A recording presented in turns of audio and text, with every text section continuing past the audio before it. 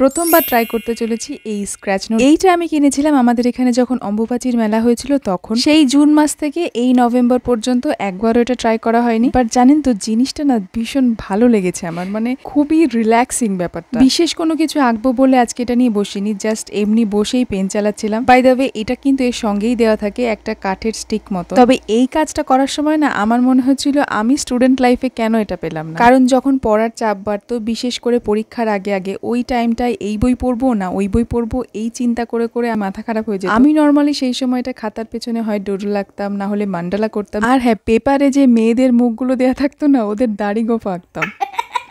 সবার কাছে হয়তো ব্যাপারটা অদ্ভুত লাগবে যে পরীক্ষার আগে আগে যখন পড়াশোনা করার টাইম তখন কেন এইগুলো করতাম। আসলে অনেক রকম কাজ যখন একবারে মাথায় এসে চাপে আমি কোনোটাই করতে পারি না। এটা করতে গেলে মনে হয় এটার আগে ওটা করা উচিত, ওইটা করতে গেলে মনে হয় আরেকটা। এই করে করে আলটিমেটলি কিছুই হয় না, শুধু সময়টা নষ্ট হয়। সেই সময়টা না এই ধরনের আর্টগুলো ভীষণ হেল্প করে, কারণ এইগুলো করার সময় খুব বেশি চিন্তা ভাবনার কিন্তু প্রয়োজন হয় না। তাই ওই সময়টা হাতে কাজ চলে আর মাথায় ঘুরে যে কোনটার পরে কোন কাজটা করলে আমার সবচেয়ে সুবিধা হবে। আর ছবিটা কমপ্লিট হতে হতে নিজের মধ্যে অদ্ভুত একটা এনার্জি ফিল করি আর কাজে লেগে যাই।